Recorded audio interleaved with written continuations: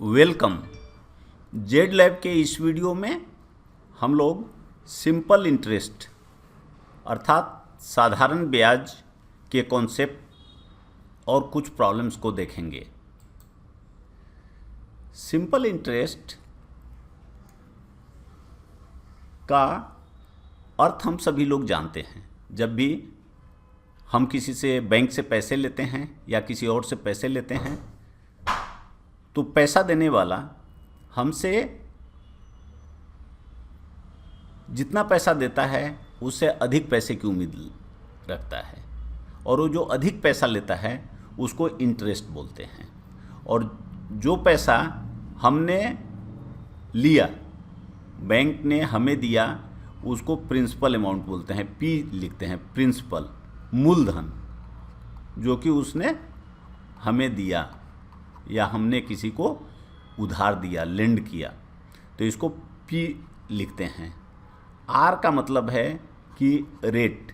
जब कोई भी लोन लेता है या देता है, पैसा उधारी लेता है या देता है, तो एक बात होती है कि कितना इंटरेस्ट देगा, कितना ब्याज देगा और उसका रेट क्या होगा।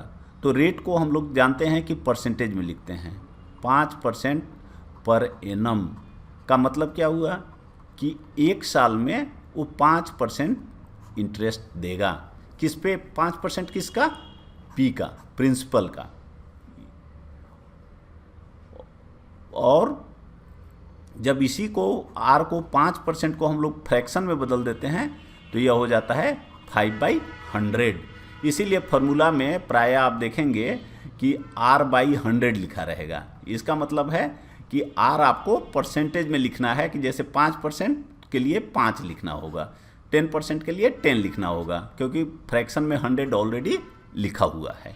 अगर कहीं नहीं लिखा हुआ है, केवल आर लिखा है, तो मतलब आप समझिए कि आपको फ्रैक्शन में 5/100 लिखना है। और इसको कैलकुलेट करने का तरीका सिंपल इंटरेस्ट। इंटरेस्ट दो तरह के होते हैं। इंटरेस्ट दो तरह के होते हैं। एक होता है सिंपल और दूसरा होता है कंपाउंड। सिंपल इंटरेस्ट में आपको इंटरेस्ट के ऊपर इंटरेस्ट नहीं देना होता है, इसलिए आपका जो पी है वो फिक्स्ड रहता है। पी हमेशा फिक्स्ड रहता है। जितना प्रिंसिपल आपने लिया है, मूलधन, उतना ही पे इंटरेस्ट लगेगा। और कंपाउंड जो होता है, इसमें आपको इंटरेस्ट के ऊपर भी इंटरेस्ट देना होता है। तो इसका जो पी है वो चेंज होते रहता है, चेंजिंग। अगर हमने 100 रुपीज लोन लिया 2 इयर्स के, और यह मान लीजिए कि 10% का इंटरेस्ट है, तो एक साल के एंड में ये जो 100 रुपये था और प्लस 10% लग के इसका 10 रुपीज़ का इंटरेस्ट, ये 110 हो जाएगा। तो सिंपल इंटरेस्ट में दूसरे साल के लिए 100 पे फिर 10 रुपये इंटरेस्ट लगेगा और ये 110 होगा। मतलब 2 इयर्स के एंड में आप देखेंगे तो 220 हो गया। लेकिन अगर यही कंपाउंड इंटरेस्ट लगेगा तो एक साल के बाद ये 110 पे इंटरेस्ट लगेगा, पी 110 बन जाएगा। तो 110 इंटू 10 इंटू 1/100। तो इस तरह से जब इसको करेंगे तो 11 रुपये का इंटरेस्ट हो जाएगा। तो 2 इयर्स के एंड में जो अमाउंट बनेगा वो 120 नहीं बन के 220 नहीं बन के पहले ईयर में 110 और प्लस दूसरे ईयर में उसका इंटरेस्ट हो गया 11, तो ये 111 अमाउंट हो गया, तो 221 लगेगा। तो इस तरह से कंपाउंड इंटरेस्ट में आपका जो अमाउंट होता है वो बढ़ता जाता है। तो इसको कहते हैं कंपाउंड इंटरेस्ट। तो इंटरेस्ट दो तरह के होते हैं। यहाँ हम लोग केवल सिंपल इंटरेस्ट पढ़ेंगे। सिंपल इंटरेस्ट का फॉर्मूला इस तरह का होता है, PRT। P प्रिंसिपल अमाउंट जो हम लोन लेते हैं या देते हैं, R रेट है परसेंटेज में, और T है टाइम। अब देखिए एक चीज़ समझना है कि जो T का कैलकुलेशन होता है वो कभी कभी टी आपको दिन में दे दिया कि इतने दिन, या आपने सपोज 1 जनवरी को लोन लिया और वो कभी वो कह देगा कि आप 31 अक्टूबर तक कितना इंटरेस्ट होगा, इस तरह से। तो उसमें हमें टाइम को कैलकुलेट करना होगा डे में, और रेट अगर ईयर के हिसाब से है जैसे 5% पर ईयर, तो इस दिन को हमको ईयर में बदलना होगा। तो देखिए ये डेज का कैलकुलेशन में दो, एक होता है कि जिस दिन उसने बोरो किया, जिस दिन पैसा लिया, ये बोरो किया, और इस दिन रिटर्न किया, इस दोनों में से इसको नहीं काउंट करते और इसको काउंट करते हैं। जिस दिन वो रिटर्न किया उस दिन को काउंट करेंगे, और जिस दिन उसने बोरो किया था उसको काउंट नहीं करेंगे। दूसरी बात होती है टी और रेट का। अब मान लीजिए रेट आपको दिया हुआ है 10% पर एनम, एक साल में 10%, और वो टाइम पूछ रहा है अगर मान लीजिए कि 6 मंथ्स का इंटरेस्ट कितना होगा, तो आपको लेना पड़ेगा 6 मंथ को ईयर में बदलना होगा। 6/12 मीन्स 1/2 ईयर।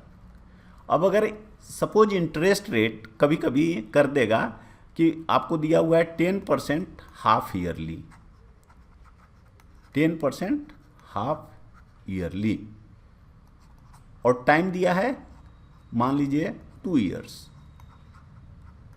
तो इसमें हम रेट के जगह 10% नहीं रखेंगे और टी के जगह पे 2 नहीं रखेंगे, नहीं तो गलती हो जाएगी।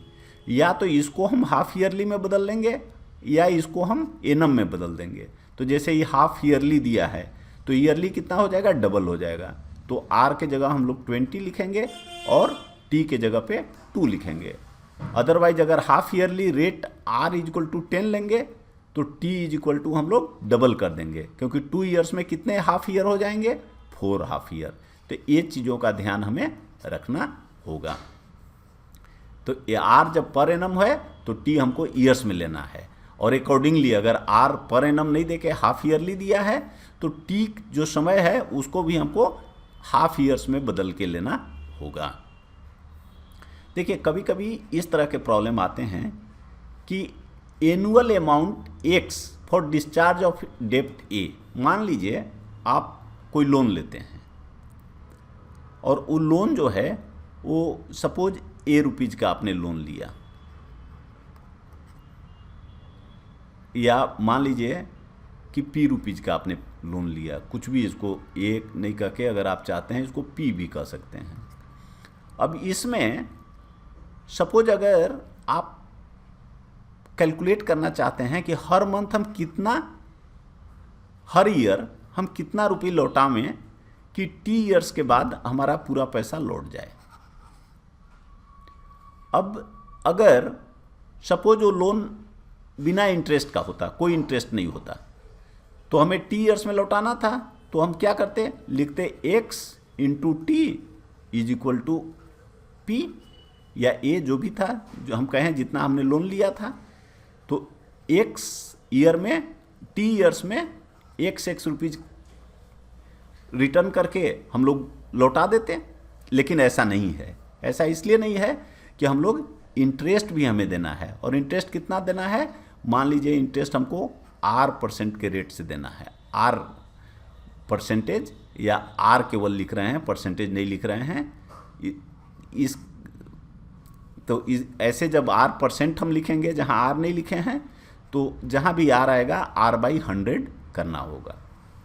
तो देखिए अब ऐसे केसेस में बहुत सारे फॉर्मूले आपको किताब में लिखे मिलेंगे, लेकिन याद रखने से एग्जाम में भूलने की संभावना होती है, तो वो नहीं करना है। तो कैसे करना है ऐसे केसेस में, क्या होता है, देखिए XT ये तो हो गया जो उसका ओरिजिनल अमाउंट लिए हैं उसको लौटाते हैं x ईयर करके एवरी ईयर, अगर इंटरेस्ट नहीं होता। लेकिन इंटरेस्ट है, तो अब इंटरेस्ट के लिए देखिए कितना इंटरेस्ट पे करना पड़ता है। x तो P हो गया, ये R हो गया, और ये जो T है ये टी इंटू टी माइनस 1/2, इसलिए कि जब पहला साल आप पे करते हैं तो एक्स पे इंटरेस्ट कैलकुलेट होता है टी माइनस 1 ईयर के लिए, जब दूसरा बार लेते हैं तो कैलकुलेट होता है टी माइनस 2 ईयर के लिए, और इस तरह से करते करते अंत में जाते हैं तो कैलकुलेट होता है 1 ईयर के लिए। तो इस सब को जब अगर आप जोड़ेंगे तो आता है 1 + 2 + 3 इस तरह से करके t - 1 तक। और आप जानते हैं कि जब कोई भी सम होता है 1 + 2 + 3 ऐसे करके जब n तक, तो इसका कितना रिजल्ट आता है n × n + 1/2, और यहाँ आता है, यहाँ सम है t - 1 तक, तो इसको करेंगे तो देखिए ये होगा t - 1 और इसमें +1 मीन्स t/2। तो इसको हम इक्वेट कर देंगे a से या p से, जो अमाउंट हमने लिया है, तो हमारा x का वैल्यू निकल जाएगा, क्योंकि बाकी सब चीज़ दिया है, कितने साल में लौटाना है, क्या रेट ऑफ इंटरेस्ट है, ये सब दिया हुआ है, ये निकल जाएगा। कभी कभी आपको इंटरेस्ट रेट का डिफरेंस दिया रहेगा, इंटरेस्ट का डिफरेंस दिया रहेगा कि मान लीजिए आपने कोई पैसा लिया और 5 साल तक 3% के हिसाब से कुछ इंटरेस्ट आया, और 4 साल तक 4% के हिसाब से कुछ आया, तो दोनों का इंटरेस्ट है तो आपको P निकालना है। तो देखिए a delta SI difference in simple interest is equal to P, अगर सेम है तो उसको कॉमन कर लीजिए, R1T1 - RT_T2, इसी सिंपल फार्मूले से, सेम फार्मूले से आ जाएगा। और P निकालना है तो P इज इक्वल टू हो गया डेल्टा SI × 100/R1T1 - R2T2। उसी तरह R इज इक्वल टू हो जाएगा P1T1 - P2T2, क्योंकि यहाँ R के जगह पे, P के जगह पे R आप ले लेंगे कॉमन। कुछ एग्जांपल्स देखते हैं। देखिए फर्स्ट प्रॉब्लम कहता है कि a sum was put at a simple interest at a certain rate for 3 years, 3 साल के लिए सिंपल इंटरेस्ट पे किसी को लोन दे दिया गया। कहता है अगर 2% हायर रेट रहता, 2% हायर रेट रहता, तो it would have faced 300 rupees more. जो सिंपल इंटरेस्ट आता उतना ही टाइम के लिए वो 300 रुपये ज़्यादा आता, उतना ही प्रिंसिपल पे। तो इसका मतलब जो फॉर्मूला होता है SI = PT × R/100, यहाँ बदलाव क्या हो रहा है, एक तो इसमें 2 बार अगर लिखेंगे तो A आएगा डेल्टा SI, मतलब 2 - I2 - I1, और PT/100 कॉमन है, तो जब एक बार लिखेंगे R1, दूसरे बार R2, डिफरेंस करेंगे तो डेल्टा R, इसमें फॉर्मूला रख दीजिए तो P is equal to, value रखिए तो P इज इक्वल टू आपको आ गया 5000। ये अदरवाइज आप क्या करेंगे, I या सिंपल I 1 निकालेंगे इज इक्वल टू, ये होता है P R/T, R/100, तो P और T सेम है और R डिफरेंट है R1, और इसी तरह यहाँ पे I2, तो P R2/100 × T, P और T कॉमन है तो I1 - I2 डेल्टा SI देगा, और PT बाहर, PT/100 बाहर कर दीजिए, R2 - R1 इतना देगा। इस तरह से ये प्रॉब्लम आपका आसानी से बन जाएगा। सेकेंड प्रॉब्लम है कि a sum of ₹2600 is lent out, loan पे दे दिया, लेकिन पार्ट्स जो था वो 10% के रेट पे दिया फॉर 5 years, और एनोदर पार्ट 9% के हिसाब से दिया फॉर 6 years, और दोनों का इंटरेस्ट जो आया वो सेम आया। तो आपसे सम्स निकालने के लिए कह रहा है कि, तो देखिए मान लीजिए ये 2600 रुपीज़ है, इसको 2 पार्ट में बांट दीजिए, P1 और P2, ये जो कि आपसे निकालने के लिए पूछ रहा है। P1 को आपने 10% के हिसाब से 5 ईयर्स के लिए दिया है और P2 को आपने 9% के हिसाब से 6 ईयर्स के लिए दिया है। तो और इंटरेस्ट सेम आया है, तो इसका मतलब क्या हुआ, P1RT1 is equal to P2RT2। तो ऐसे केसेस में जहां भी एक को 2 पार्ट में बांटना है, सबसे पहले हम लोगों को रेशियो निकाल लेना चाहिए। ये आसान तरीका होता है, इसमें आपका कैलकुलेशन काफ़ी आसान हो जाता है। तो P1/P2 इज इक्वल टू ये R1 T1 को इधर कर दीजिए, अब ये दोनों का वैल्यू रख दीजिए, R1 R2 का और T1 T2 का। तो ये आपका हो गया 27:25, 2 से कट गया, ये 6 और 5, यहाँ 3 हो जाएगा और यहाँ 5 हो जाएगा। अब P1 अगर आप जानते हैं कि ये 2600 को आपको 2 रेशियो में बांटना है, 27 और 25 में, तो कितना होता है, amount by sum of ratios 27 + 25 into first ratio 27। तो ये आंसर हो गया 1350 और सेकेंड का आंसर हो गया 1250।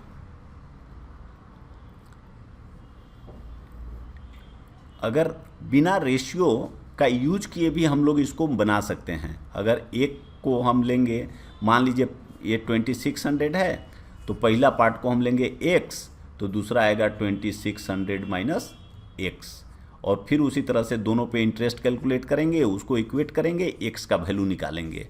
लेकिन उसमें आपको थोड़ा सा अधिक टाइम लग सकता है, इसलिए ये रेशियो का कॉन्सेप्ट लगाना बेहतर होगा।